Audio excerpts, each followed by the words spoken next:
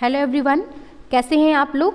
चलिए शुरू करते हैं आज का टॉपिक, क्रांतियों का युग 1830 से 1848 का। इसके पहले हम लोगों ने क्या पढ़ा? अच्छा, इसके पहले हम लोगों ने क्रांतिकारियों के बारे में पढ़ा था। क्रांतिकारी, क्रांतिकारी क्या होते हैं? क्रांतिकारी वो होते थे जो एक तरह से जो वियना की संधि हुई थी उसमें जो भी चीज़ें साइन की गई थी, जो भी चीज़ें का उन्होंने स्थापित कर दिया था जिन भी सिस्टम को, उसका विरोध करना था। कौन करते थे? क्रांतिकारी करते थे। ठीक है, तो वहाँ पे हमने एक बहुत ही फेमस क्रांतिकारी जिसिप्पी मैत्सिनी के बारे में पढ़ा था। उन्होंने कैसे दो सीक्रेट सोसाइटीज़ बनाई थी। जिसिप्पी मैत्सिनी थे कहाँ के? जिसिप्पी मैत्सिनी जो थे बेटा वो इटली के थे। ठीक है, उन्होंने दो संगठन बनाए थे, एक यंग इटली और एक यंग यूरोप। एक था मार्सेई में और दूसरा था बर्न में। दो जगह पे उन्होंने दो एक तरह भूमिगत संगठन बना के रखे हुए थे, जहाँ पे वो लोगों को एक तरह से अपने में शामिल करते थे क्रांति करने के लिए। अगला आता है अब क्रांतियों का युग 1830 से 1848। क्रांतियों का युग क्यों बोला जाता है इसको? तो क्योंकि ढेर सारी क्रांतियाँ हुई, इसीलिए तो क्रांतियों का युग बोलेंगे।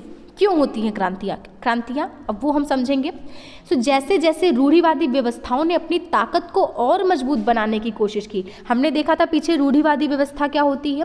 रूढ़िवादी व्यवस्था मतलब जो परंपरागत जो भी व्यवस्था चली आ रही थी वो उसको लागू करना चाहते थे। मतलब जो भी बदलाव आए थे, नेपोलियन ने लाए थे या फिर फ्रांसीसी क्रांति में आए थे, उन बदलावों को नज़रअंदाज करते हुए कुछ बदलावों को हालांकि उन्होंने एक तरह से स्वीकारा भी, लेकिन कुछ को उन्होंने नज़रअंदाज किया कि वापस से हमको उसी परंपरागत से संस्था जो थी, चर्च वगैरह थे, इन सारे सिस्टम पे वापस से लौटना है। वो कौन होते थे? वो रूढ़िवादी होते थे। तो जो जैसे जैसे ये रूढ़िवादी व्यवस्थाओं ने अपनी ताकत को और मजबूत बनाने की कोशिश की, जो यूरोप था, यूरोप के बहुत सारे क्षेत्रों में उदारवाद, राष्ट्रवाद, इन सब को जोड़कर क्या होने लगी? क्रांतियाँ होने लगी। जैसे कौन कौन से थे? इटली थी, जर्मनी थी, ओटोमन, आयरलैंड, पोलैंड, इन सब सारे क्षेत्रों में क्या होने लगे? क्रांतियां होने लगी। और ये क्रांतियों के जो एक तरह से आप बोल सकते हो क्रांतियों का नेतृत्व कौन कर रहा था? ये जो उदारवादी राष्ट्रवादी थे कौन? तो इसके पिछली क्लासेस में हमने पढ़ा था कि उदारवादी राष्ट्रवादी की जो बात करते थे, कौन करते थे बेटा? मध्यम वर्ग जो आया था निकल के, एक मध्यम वर्ग निकल के आया था ना, तो इस मध्यम वर्गीय विशिष्ट लोग इसका नेतृत्व करते थे, जिसमें से प्रोफेसर थे, स्कूली अध्यापक थे, क्लर्क थे, वाणिज्य व्यापार में लगे मध्य वर्ग के लोग। तो एक तरह से यहाँ पे शिक्षित वर्ग जो निकल के आ रहा है, शिक्षित वर्ग जो शिक्षित मध्य वर्गीय वर्ग निकल के आ रहा है, ये लोग इन क्रांतियों का नेतृत्व करते थे। अब देखते हैं क्रांतियाँ कौन कौन सी हुई थी। तो प्रथम विद्रोह जो हुआ था वो फ्रांस में जुलाई 1830 में हुआ था।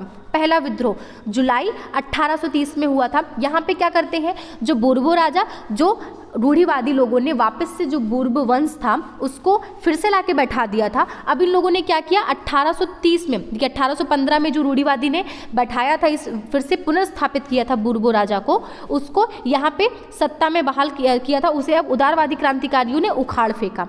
रूढ़िवादी में आया, 1815 में वापस से आए थे, 1830 में इनको उखाड़ फेंका। किसने?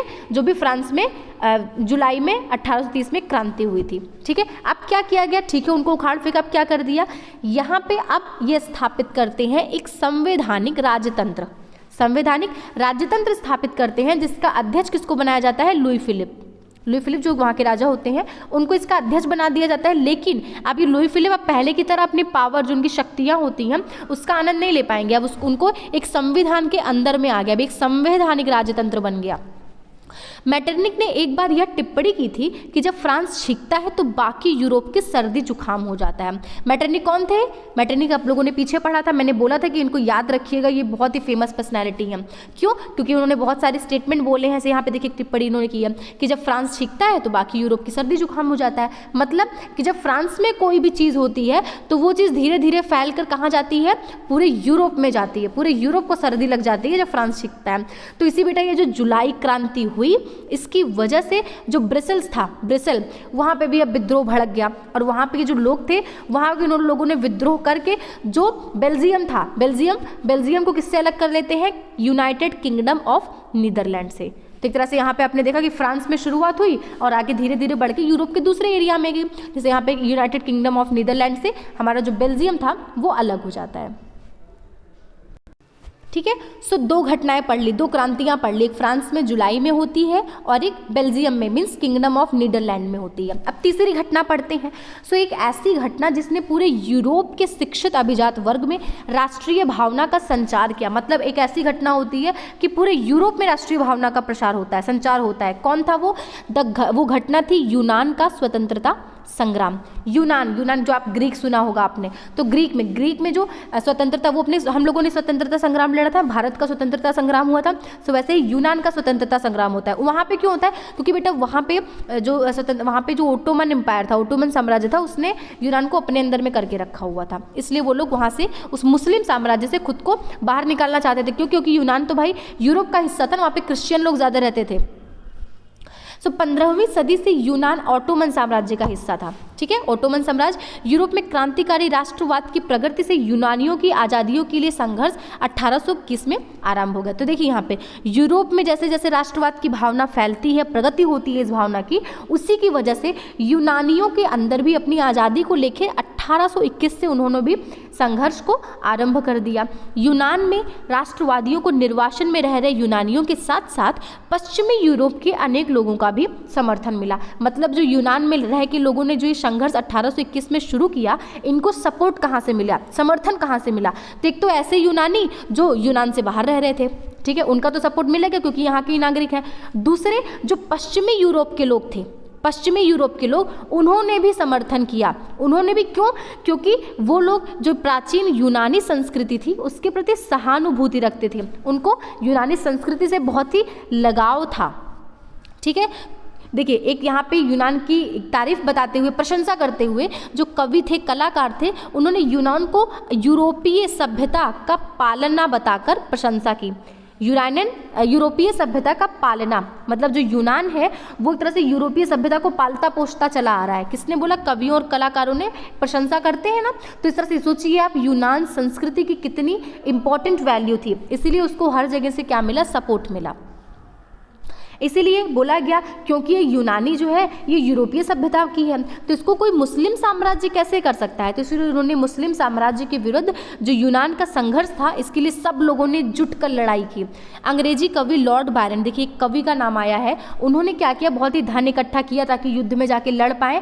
लेकिन उसके बाद वो युद्ध में लड़ने गए तो वहाँ पर उनकी बुखार से मृत्यु हो जाती है। कब? 1824 में। ठीक है, 1824 में। यहाँ पे आपका जब भी आ जाए, यहाँ से बेटा बहुत अच्छा क्वेश्चन ये बन सकता है, आपका 3 नंबर का क्वेश्चन बन सकता है कि जो यूनानियों का संघर्ष था, यूनानियों का स्वतंत्रता संग्राम था, उसके बारे में टिप्पणी कीजिए। ये आ सकता है आपका, और बहुत ही अच्छा आंसर लिख सकते हैं आप लोग, क्योंकि देखिए ये पूरा पैराग्राफ बेटा आपका यूनानी स्वतंत्रता संग्राम से ही दिया हुआ है। ठीक है, इसमें आप ये लाइन भी लिख सकते हैं जो अंग्रेजी कवि लॉर्ड बायरन का, कि उन्होंने कैसे धन को इकट्ठा किया युद्ध लड़ने के लिए, लेकिन वो युद्ध को लड़ नहीं पाते हैं क्योंकि उनकी बुखार से मृत्यु हो जाती है। चलिए फाइनली अंततः 1832 में कुस्तुनतुनिया की संधि ने यूनान को एक स्वतंत्र राष्ट्र की मान्यता दे दी। तो कुस्तुनतुनिया में संधि होती है जिसमें फाइनली जाके यूनान को बोल दिया जाता है कि ठीक है, आप अब ओटोमन साम्राज्य के अंदर में नहीं हो, अब आप एक स्वतंत्र राष्ट्र बन चुके हो, उनको एक मान्यता मिल जाती है। ठीक है, सो ये सारी चीज़ें तो हो गई। यहाँ से क्वेश्चन हमने क्या देखा कि क्वेश्चन बन सकता है कि 1830 से 48 के बीच में क्रांति क्या क्या हुई, या फिर डायरेक्ट क्वेश्चन बन सकता है कि यूनान की जो स्वतंत्रता संग्राम थी उसके बारे में टिप्पणी कीजिए, या फिर उसमें जो महत्वपूर्ण कोई फिगर, जैसे यहाँ पे हमने देखा कवि जो थे लॉर्ड बायरन, उनके बारे में लिखिए। तो ऐसे क्वेश्चन यहाँ से बन सकते हैं। अगला आता है टॉपिक रूमानी कल्पना और राष्ट्रीय भावना। तो देखिए रूमानी कल्पना और राष्ट्रीय भावना, यहाँ से पहले मैं बताती हूँ कि क्वेश्चन क्या बन सकता है। सो क्वेश्चन बेटा यहाँ से ये जैसे यहाँ पे संस्कृति को लेके बात हुई, अभी हम लोग आगे पढ़ेंगे, तो क्वेश्चन अगर आ जाता है कि यूरोप में राष्ट्रवाद के विकास में संस्कृति के योगदान को दर्शाकर कुछ उदाहरण देके उसको प्रस्तुत करें, ऐसा क्वेश्चन आ गया। या फिर बोला गया कि राष्ट्रवाद का जो विकास हुआ वो सिर्फ युद्ध और पारंपरिक विस्तार से नहीं हुआ, इसके विचार में, राष्ट्रवाद के विचार को बनाने में संस्कृति ने भी बहुत महत्वपूर्ण भूमिका निभाई, कथन की व्याख्या करें। ऐसे अगर आ जाता है वहाँ पे क्वेश्चन, तो आप क्या लिखोगे? तो वही चीज़ यहाँ पे बताई गई है रूमानी कल्पना में, रूमानी कल्पना को राष्ट्रीय भावना से कैसे जोड़ा गया। ठीक है, सो देखिए वो क्वेश्चन का आंसर जो मैंने बोला कि राष्ट्रवाद का विकास सिर्फ युद्ध और पारंपरिक विस्तार से नहीं हुआ, तो उसका आंसर आप यहाँ से ही डायरेक्ट लिखना शुरू कर सकते हैं। पहले समझते हैं आप लोग, फिर आप लोग आंसर लिखने की प्रैक्टिस करिएगा। सो राष्ट्रवाद का विकास केवल युद्धों और क्षेत्रीय विस्तार से नहीं हुआ, मतलब बस लड़ाइयाँ करके एक दूसरे के क्षेत्र को जीत करके ऐसे ही युद्ध का विस्तार नहीं हुआ। राष्ट्र के विचार के निर्माण में संस्कृति ने भी एक अहम भूमिका निभाई। जो वहाँ की संस्कृति होती थी उस राष्ट्र की, उसने भी निभाई। क्या क्या संस्कृति? जैसे कला, काव्य, कहानियाँ, किस्से और संगीत ने राष्ट्रवादी भावनाओं को गढ़ने और व्यक्त करने में सहयोग दिया। इन सब ने कैसे किया? आइए हम रूमानीवाद को देखें, जो एक ऐसा सांस्कृतिक आंदोलन था। देखिए अब रूमानीवाद की बात हो रही है, ये एक तरह से आप बोल सकते हो सांस्कृतिक आंदोलन। कैसा सांस्कृतिक आंदोलन? जिसने एक खास तरह की राष्ट्रीय भावना का विकास किया। ठीक है, एक खास तरह की राष्ट्रीय भावना का विकास किया। मतलब आप संस्कृति से क्या कर रहे हो? संस्कृति को जोड़ रहे हो। किससे? राष्ट्रीय भावना से। संस्कृति मतलब जो आपकी कला है, काव्य है, कहानियाँ हैं, किस्से हैं, इनको एक तरह से आप अपना हथियार बना के इनसे आप आंदोलन करके, आपको कोई किसी को मारने की ज़रूरत नहीं है, खून खराबा करने की ज़रूरत नहीं है, लड़ने की ज़रूरत नहीं है। आप एक संस्कृति को अपना हथियार बना के लोगों के अंदर राष्ट्रीय भावना का विकास कर रहे हो। ये क्या हो गया हमारा? रूमानीवाद। ठीक है, रूमानीवाद एक तरह से सांस्कृतिक आंदोलन था। आमतौर पर रूमानी कलाकारों और कवियों ने तर्क वितर्क और विज्ञान की महिमा मंडन की आलोचना की और उसकी जगह भावनाओं, अंतर्दृष्टि और रहस्यवादी भावनाओं पर जोर दिया। तो जो रूमानी कलाकार होते थे वो विज्ञान, क्योंकि उस समय विज्ञान का बहुत ही विकास हो रहा था, लोग तर्क वितर्क की बातें करते थे, लॉजिक वाली बात जो है लॉजिक, तो वो सारी बातें करते थे। तो जो रूमानी कलाकार थे उन्होंने इन सबकी आलोचना की, बोला ये सब उतना मायने नहीं रखता है, उसकी जगह आप भावनाओं को जाइए, अंतर्दृष्टि पे जाइए, लोगों की रहस्यवादी भावनाओं, इन सब पे आप जोर दीजिए, इन सबको समझिए, इससे आप लोगों को ज़्यादा अच्छे से जोड़ पाएंगे। उनका प्रयास था कि एक साझा सामूहिक विरासत की अनुभूति और एक साझा सांस्कृतिक अतीत को राष्ट्र का आधार बनाया गया।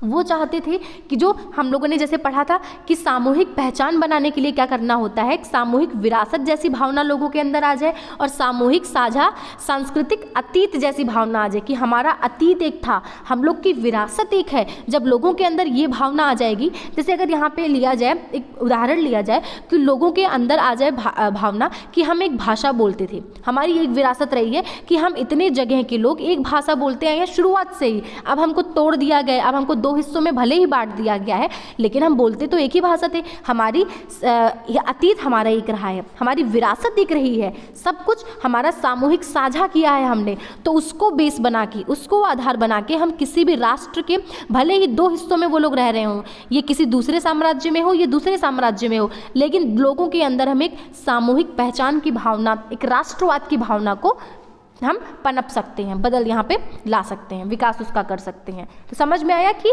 रोमानीवाद क्या था, यहाँ पे संस्कृति को कैसे हथियार बना के राष्ट्रवाद की भावना को विकास किया जा रहा है उसका। ऐसे ही एक जर्मन दार्शनिक थे योहान गॉटफ्रिड, नाम याद रखिएगा। इन्होंने, एक रोमानी चिंतक थे, इन्होंने दावा किया कि सच्ची जो जर्मन संस्कृति है उसके आम लोगों में निहित है। मतलब अगर जो जर्मन संस्कृति अगर आपको देखनी है तो उसके आम लोगों में जाके देखिए, कौन सी, जैसे वहाँ की आत्म लोकगीतों, जन काव्य, लोक नृत्यों, इन सबको जाके देखिए तो वहाँ से आपको उसकी संस्कृति दिखेगी। ठीक है, और संस्कृति दिखेगी, वहीं से आपको उस राष्ट्र की सच्ची झलक मिलेगी। राष्ट्र की सच्ची आत्मा कहाँ बसी होती है? लोगों को लोकगीतों में, जन काव्य में, लोक नृत्यों में। कहाँ के थे ये? जर्मन के थे, और इन्होंने जर्मन संस्कृति की बात की। इसलिए अगर हमको ये जो संस्कृतियां हैं इनको एकत्रित करके हम क्या कर सकते हैं? राष्ट्र का निर्माण कर सकते हैं। तो यहाँ पे इन्होंने संस्कृति पे जोर देते हुए राष्ट्र के निर्माण की बात की थी। स्थानीय बोलियों पर बल और स्थानीय लोक साहित्य को एकत्र करने का उद्देश्य केवल प्राचीन राष्ट्रीय भावना को वापस लाना नहीं था, बल्कि आधुनिक राष्ट्रीय संदेश को ज़्यादा लोगों तक पहुंचाना था। तो चलिए, एक तो हमने बोल दिया कि संस्कृति को हम हथियार बना के लोगों के अंदर राष्ट्रीय भावना को वापस लाएंगे, राष्ट्रीय भावना का विकास करेंगे। बस इसके साथ साथ में एक काम ये भी हो रहा था, किसी संस्कृति का सहारा लेकर हम जो अपने संदेश थे, राष्ट्रीय संदेश जो होते थे, उसको ज़्यादा से ज़्यादा लोगों तक पहुँचा रहे थे। क्यों?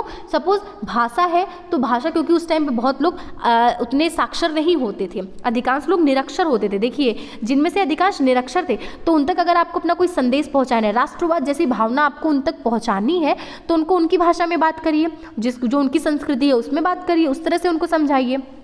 ठीक है, तो इस तरह की जो चीज़ थी वो पोलैंड पर लागू होता था, जिसका 18वीं सदी के अंत में रूस, प्रशा और ऑस्ट्रिया जैसी बड़ी शक्तियों ने विभाजन कर दिया था। तो यहाँ पे हम पोलैंड का उदाहरण लेके समझेंगे, ठीक है।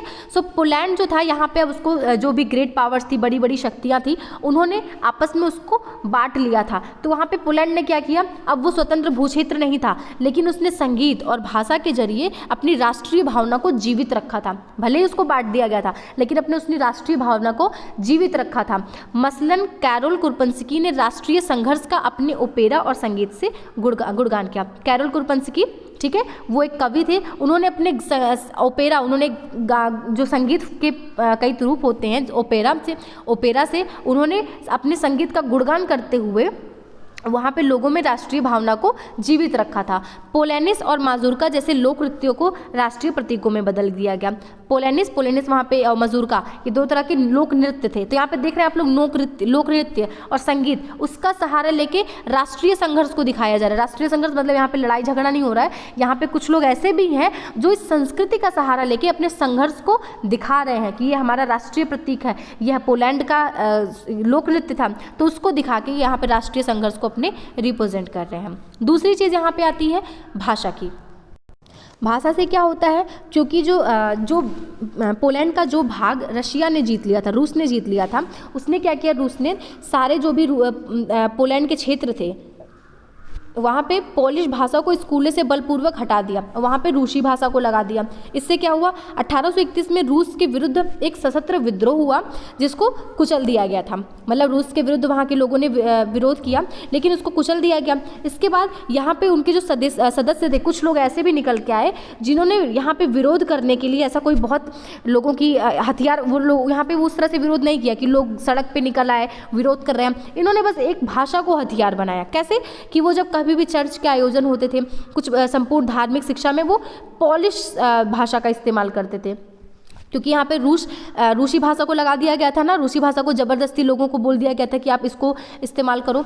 तो यहाँ पे वो लोग पोलिश भाषा का इस्तेमाल करने लगे, जिससे क्या हुआ, बड़ी संख्या में पादरियों, बिशपों को जेल में डाल दिया गया, उनको जेल में भेजना लगा, क्योंकि उनसे बोला जा रहा था कि आप जो रूसी भाषा का प्रचार करिए, मतलब रूसी भाषा को अगर आप कोई शिक्षा दे रहे हैं तो उसमें रूसी भाषा का इस्तेमाल करिए, जिससे रूसी भाषा का ज़्यादा से ज़्यादा प्रचार होगा। ठीक है, तो इस तरह देखा यहाँ पे भाषा को कैसे हथियार बना के लोग संघर्ष कर रहे हैं, लड़ाई कर रहे हैं, जो अपने स्वतंत्रता संग्राम जो हो रहा है, स्वतंत्रता के लिए लड़ रहे हैं, वो भाषा को इस्तेमाल कर रहे हैं। तो जब पोलिश भाषा रूसी प्रभुत्व के विरोध संघर्ष के प्रतीक के रूप में देखी जाने लगी, तो यहाँ पे जो पोलिश भाषा को उन्होंने इस्तेमाल किया, वो रूसी के विरुद्ध जो उन्होंने संघर्ष किया था उसमें एक प्रतीक के रूप में ये इस्तेमाल की जाने लगी। ठीक है, तो यहाँ पे हमने देखा कैसे संस्कृति को हथियार बना के लोगों ने अपनी राष्ट्रीय भावना को फैलाया, और फैला के उन्होंने अपने जो स्वतंत्रता संग्राम था, अपनी स्वतंत्रता की लड़ाई में उसको एक हथियार बना लिया। ठीक है, सो आई होप आप लोगों को इतना टॉपिक समझ में आया। अगर वीडियो पसंद आई है तो ज़रूर लाइक करिएगा, और चैनल को अगर आपने बेटा अभी तक सब्सक्राइब नहीं किया देन मेक श्योर चैनल को सब्सक्राइब करिएगा। कोई भी डाउट हो, कोई भी हो, देन कमेंट करके बताइएगा, प्लस ज़्यादा से ज़्यादा शेयर करने की कोशिश करिएगा। Okay, thank you so much.